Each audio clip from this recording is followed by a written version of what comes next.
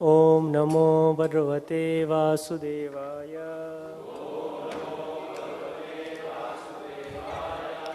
Reading from Srimad Bhagavatam, Canto 3, Chapter 20, Conversation between Maitreya and Vidura, verse number 7 and 8. 7 I will read myself.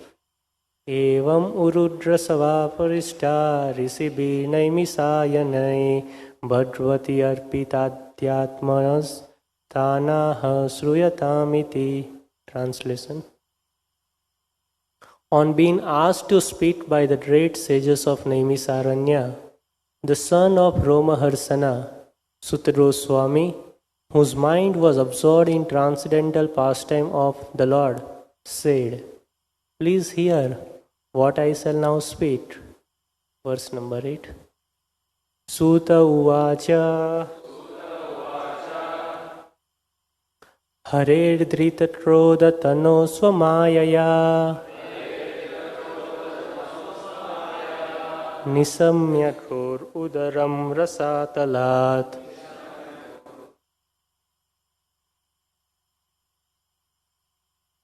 Leelam hiranyatsam avajnaya hatam Sanjata harso munimaha bharata. Translation and purport by His Divine Grace A.C. Bhaktivedanta Swami Srila Prabhupada. Sutta Swami said, Vidura, the descendant of Bharata, was delighted to hear the story of the Lord, who, having assumed by his own divine potency the form of a boar, had enacted the sport of lifting the earth from the bottom of the ocean and indifferently killing the demon Hiranyaksha. Vidura then spoke to the sage as follows. Purport by His Divine Grace A.C. Bhaktivedanta Swami Srila Prabhupada. Jai Prabhupada. It is stated here that the Lord assumed the form of a boar by His own potency. His form is not actually the form of a conditioned soul. A conditioned soul is forced to accept a particular type of a body by the higher authority of material laws. But here it is clearly said that the Lord was not forced to accept the form of a boar by the external power. In Bhagavad Gita, the same fact is confirmed. When the Lord descends to this earth, He assumes a form by His own internal potency. The form of the Lord, therefore, can never consist of material energy. The Mayavada version that when Brahman assumes a form, the form is accepted from The Mayavada version that when Brahman assumes a form, the form is accepted from Maya is not acceptable. Because although Maya is superior to the conditioned soul, she is not superior to the Supreme Personality of Godhead. She is under the control of the Supreme Godhead. As confirmed in Bhagavad Gita, Maya is under His superintendence. Maya cannot overcome the Lord. The Mayavada idea that the living entity is the supreme absolute truth but has become covered by Maya is invalid, because Maya cannot be so great that it can cover the Supreme. The covering capacity can be employed on the part and parcel of Brahman, not on the Supreme Brahman. Thus ends the Bhaktivedanta purport.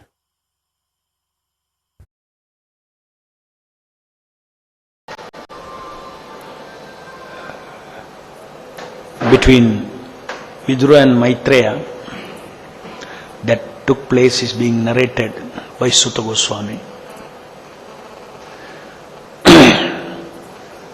Having already heard about the divine Varaha incarnations, Leela, Vidura is making further inquiries from Maitreya. As it is said here, in the purport, Prabhupada talks about the Varaha form of the Lord. Because the Varaha form, he assumed his own divine potency, the form of a boar. The Lord assumed by his own potency the form of a boar. Explaining that, Prabhupada is giving us a very clear understanding of how the Lord actually takes forms not out of material energy but out of his internal energy. Swamayaya. Here the word used is Swamayaya. Hare dhrita krodha tanoho Swamayaya. By his own internal potency, he assumes the form of a boar. In the material world, we all assume different forms according to the three modes of material nature, according to material nature, directed by the material nature. But that is not the only form in existence. There is something called transcendental form, of which the forms in this material world are perverted reflections. And Prabhupada is explaining here how the Mayavadis are wrong, or their theory is more or less reactionary. Because every form, every name, every activity in the material world, though can give transient pleasure, it can be traced to misery in the end. So, due to this observation, a class of philosophers, they say that all this is Maya. Any rasa means Maya, any form means Maya, any individuality means Maya. That means it is an illusory drama. It is not absolute. That is so if this material world, whatever name, form, rasa, everything that is there, it is all Maya. Similarly, even if the Lord, of course they don't accept Lord, even if that Brahman, Para-Brahman, even he has also assumes a material body. In other words, there is only one Brahman. That one Brahman assumed the form of Krishna, Varaha. Just like the Jivas assume form in this material world. Jivas are also Brahman. They assume form in this material world through the material nature. In the same way they say the Lord also has assumed the material nature, the form that Lord walked on this earth is three modes of material nature. They are also of the material energy.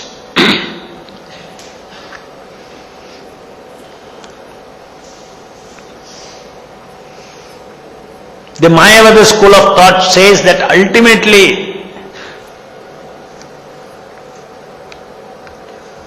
all the beautiful things that you see, all the beautiful rasa that you experience, all the beautiful sounds that you hear, all the wonderful taste that you can experience, all the most pleasant aromas,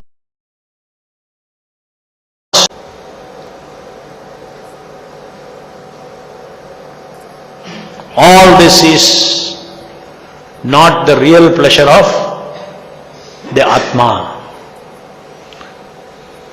The real pleasure of Atma is variety-less, unitary existence. And this is a total philosophy. There are no explanation, then why all these varieties are there in this material world? Please tell. Why all these varieties are there? Why all these enjoyments are there? Why attractive things are there in this material world? This world is full of attractive things also. Earth is not the best place to see all attractive things. Swargaloka is the place to see all attractive things. Beautiful land, beautiful, woods and beautiful sceneries and beautiful people. Men and women are so beautiful.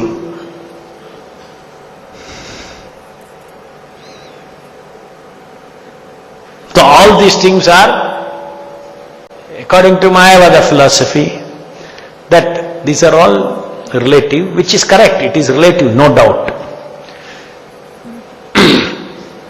Relative leads to misery. It is transient, no doubt. That experience, every experience in this material world, even in the Swargaloka, even in higher planetary systems, they are all ultimately that transient. But the soul is eternal. Since the soul is eternal, souls enjoying the transient is an aberration. Therefore the soul should go back and merge into Brahman. Then there you will get permanent happiness. No oscillation. But here they are seeing that between pleasure and pain, happiness, distress, duality. So Mayavadi's philosophy is very, very correct. As per their observation, it's very correct.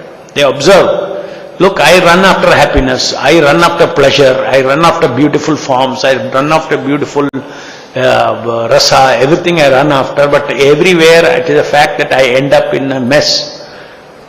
Including my own identity is temporary. I myself die. So what happened to all the beautiful, even if the relationships are all so beautiful during my existence, when I die, it is all super painful. Therefore, by this observation, logically the Mayavadis say, they have studied the world and they say that absolute happiness cannot have varieties. Absolute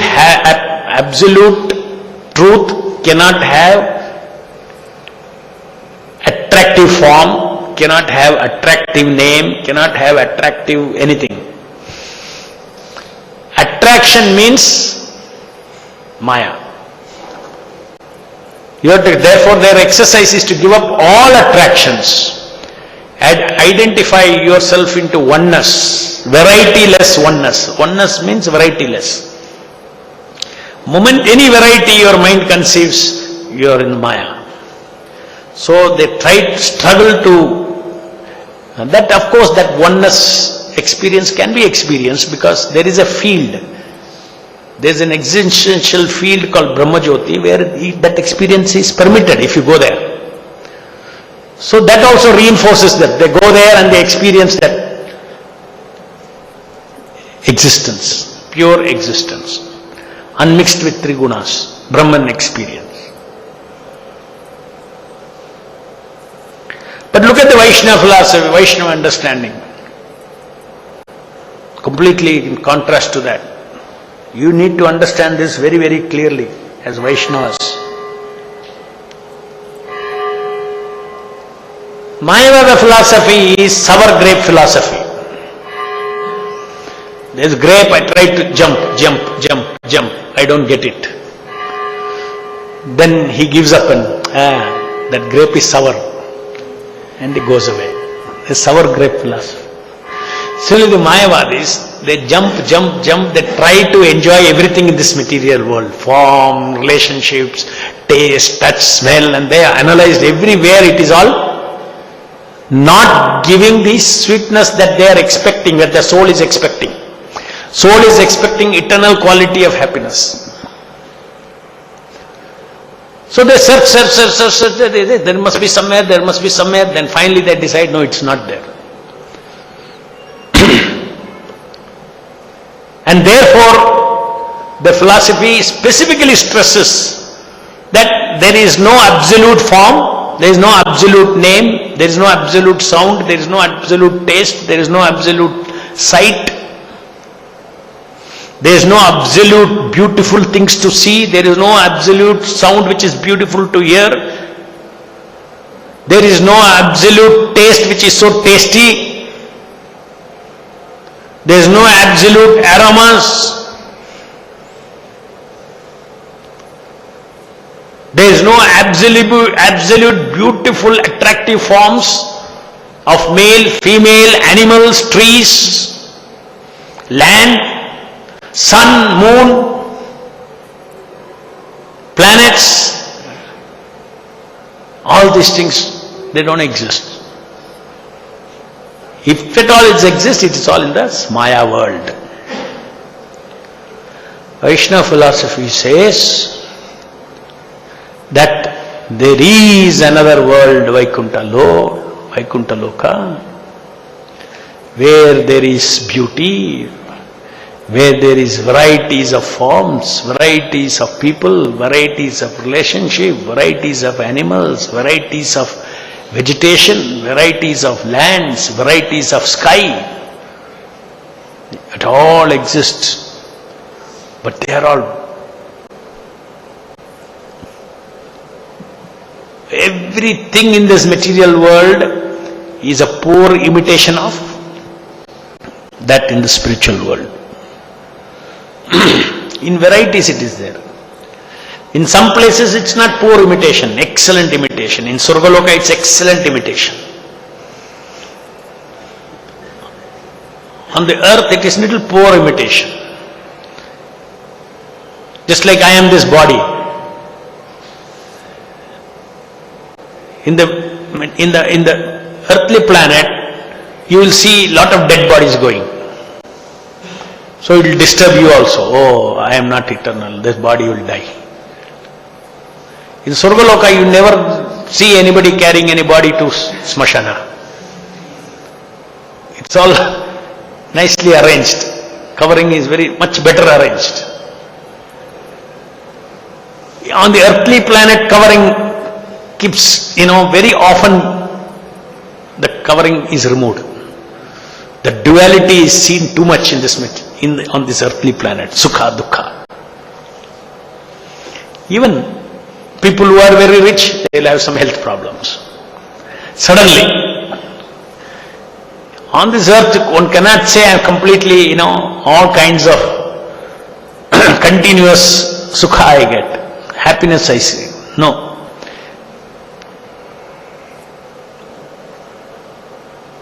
So because of this, the Mayavadis say that this is a source of misery.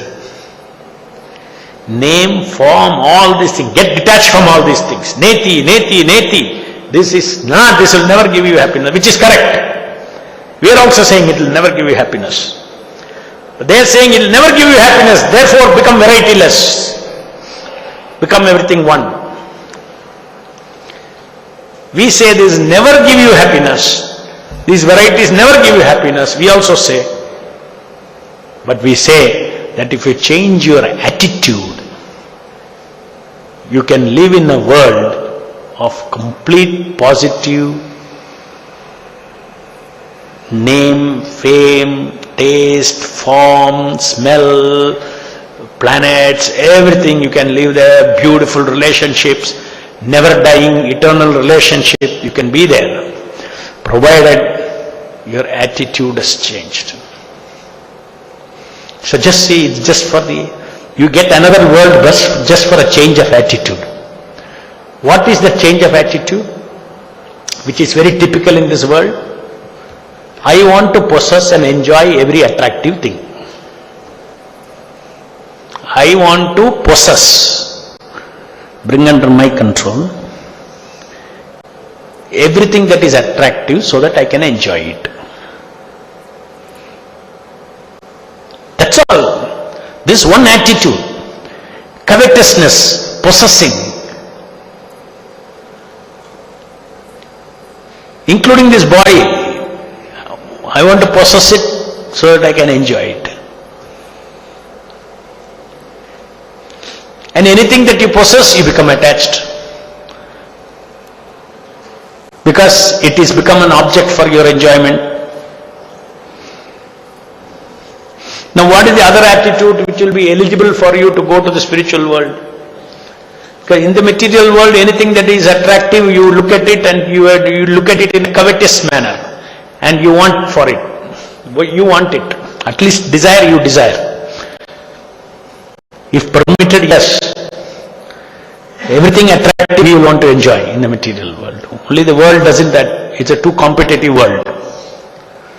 So he makes adjustments. He makes adjustments. Ethics is there, morality is there, so he makes adjustment. But depth of the heart, these are all restrictions for him. If something is attractive, why I cannot enjoy, why I should not enjoy? Only since I should not enjoy is because if I try to enjoy everything, I'll get beaten up. He learns in the society. But the heart is always there. So all restriction of enjoyment is all so-called control of his behavior is due to fear and restriction. In the spiritual world, there is nothing which is not beautiful and attractive. Everything is beautiful and attractive. From Krishna to Krishna's devotees, everything is beautiful and attractive. Gross to subtle.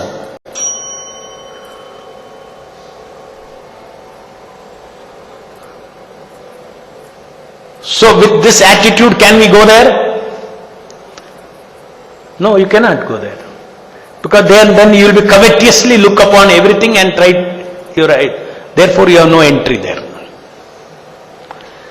We have no entry in the spiritual world because of our lust, our possession and self-enjoyment. There is nothing wrong in appreciating beauty, God's creation. So many beautiful things He has created. You can look at them.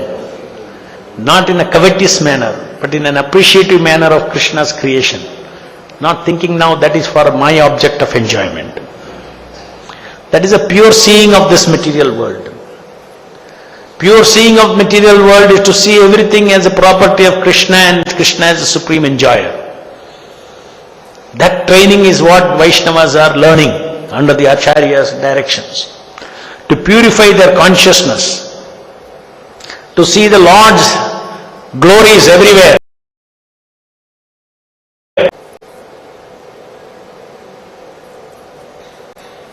And the spirit is of serving the Lord and the Lord's servant. Not that making the Lord serve me, making the servant serve me. In this material world, our attitude is, everything around me, I should make it serve me. I have an ambition, everything should, I will move everything towards my ambition. I will move people, I will move everything, manipulate everything towards. That is karma.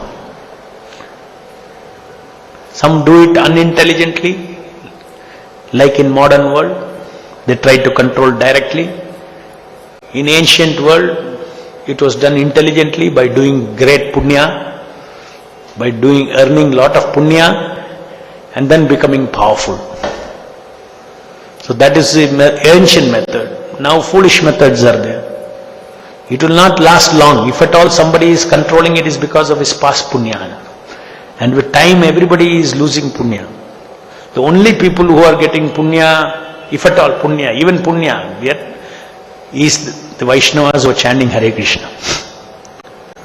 That means the future in the next generation and next generation, all the rich people in this world will be Vaishnavas. Because all the others are doing papa. Their birth will be low.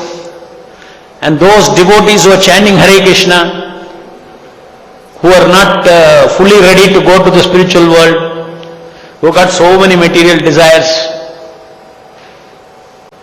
now they are chanting all those 16 rounds. They will be future Bill Gates and all those people.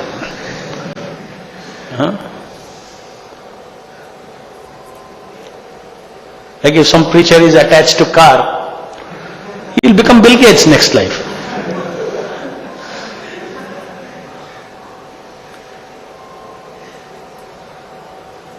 It's a fact. According to this theory of karma, it's a fact.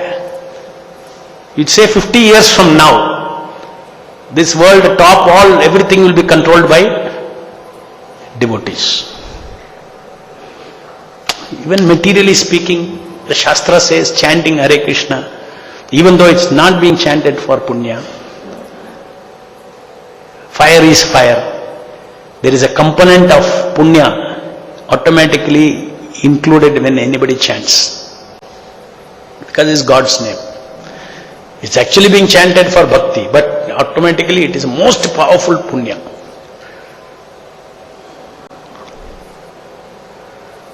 So anyway, that apart.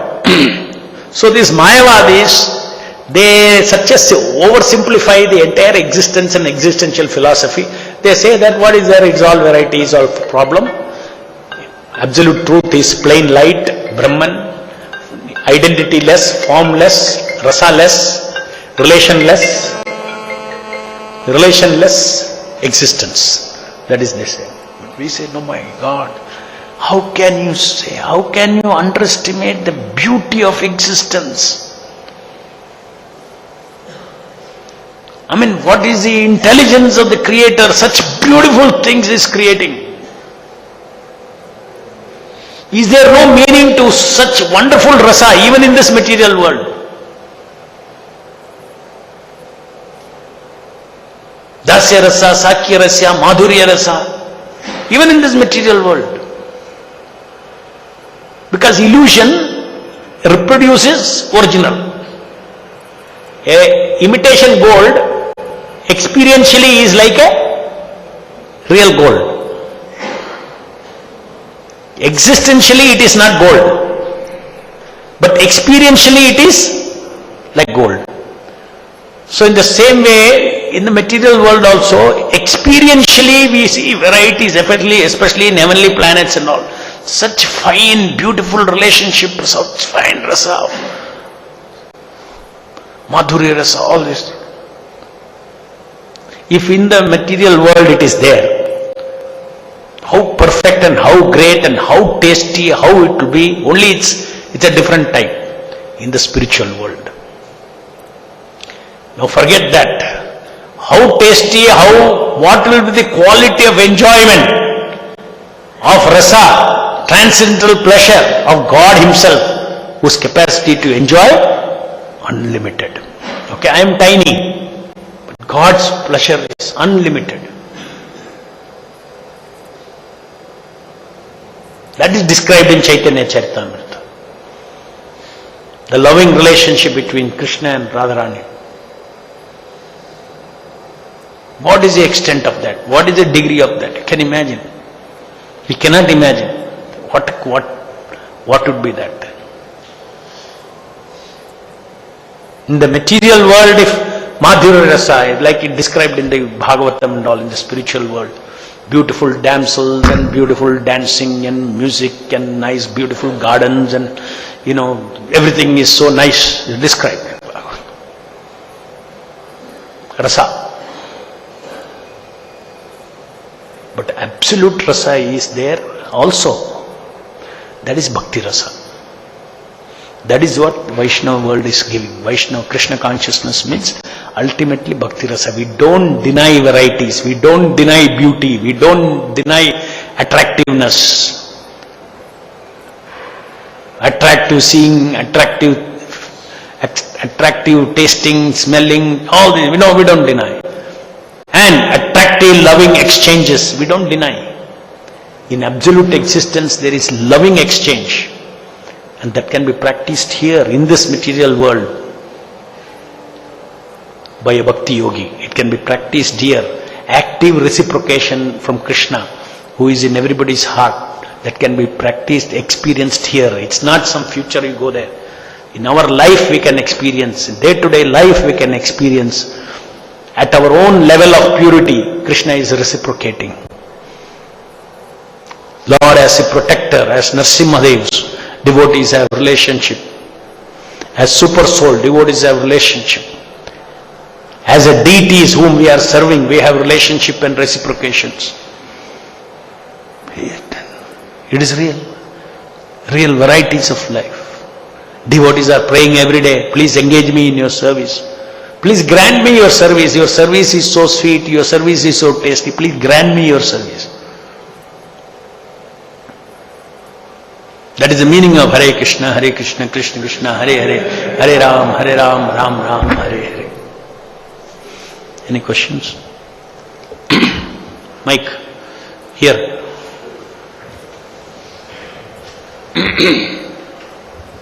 Hare Krishna, Prabhu. As you mentioned, devotee have ambitions and it is not fulfilled, and next life it will be fulfilled. So, but we are also having ambition according to our authorities, and we are taking that ambition according to their guidance and putting full effort. If it is not fulfilled, so we are under the guidance of authorities, but still we have to take birth. So, more enlightened in that. No, for that if you take birth, good only. For service, if you take birth again, I am not talking about service. Suppose you are very attracted to some donor's big bungalow. I mean, you are going out preaching and then you are completely bewildered. You are saying, my God, what is wrong, you know? Nothing. Husband is very sweet to wife. Wife is very sweet to husband. Children are very sweet. Children are very cute. Everything going on so nicely. Where they say Dukhalaya Shashvatam. If the doubt comes, then Krishna will give you a birth. And then he will show you Dukhalaya Shashvatam. As much as you go up, that much when you fall, it will pain. Is it not? Either on the earth, you see every day pain and pleasure, or in the heavenly planet, you see very high pleasure, end of it, very high pain. It will happen. Material world is designed like that. Designed like that. You have to experience duality. So if we, like Prabhupada has told, do this, do that, and we have so many ambitions according to what Prabhupada said. And while dying, our ambitions are all unfulfilled. Good. We again become servants of Prabhupada in this world. What is wrong? For us, if you see in the association of Vaishnavas and the association of the deities, we already actually have a Vaikuntha life. Only body gives problem, that's all. That nobody can avoid, birth, death, old age, disease. But otherwise, experientially, we are having a Vaikuntha life. Quality has to increase. When 3 modes are there, lower modes are there, we may not experience it. But otherwise, if one is chanting nicely, doing seva nicely, he is actually experiencing Vaikuntha. So what, one more life, go, any number of life. If to serve Prabhupada is good. This life we accept Prabhupada, but there is a free will. It may happen next life we can choose our free will differently. In this life we have to choose Prabhupada is surrender. Right. But in next life there is a chance we can divert. Risk is there, you are saying. Unless you come to the level of risk-free, you will not enter there. Therefore, you will have to take some more lives. You have to become firm. You have to firm at the lotus feet of Krishna. Then only you can enter the spiritual world. If you have another option, please remain here. Internal potency will say. Krishna will not say. Internal potency will throw you out, will not take you inside there. So that we have to pray. Just by chance you cannot. You have to prepare by Prabhupada's mercy, serve him more, become. See, that is why we need to have our original attraction for Krishna awakened. You are not creating attraction for Krishna. We are not creating attraction for Krishna. We have attraction for Krishna. We have to awaken our attraction for Krishna. So if it is awakened, then that is your Surupa. That's a constitution, nature. You won't fall down. You won't fall down. So unless you awaken, you cannot go there. That awakening, if you are ready, some little small things are not that before you die, you have to be fully awakened. But if Prarabdha karma will all be there, in 1 second it will be changed and you will go to pure atmosphere. Provided your heart has become cleansed. Your heart has become cleansed with devotion to Prabhupada and Krishna. Any other question? Jai Grandhara Srimad Bhagavatam ki jai, Jagat Guru Srila Prabhupada ki jai.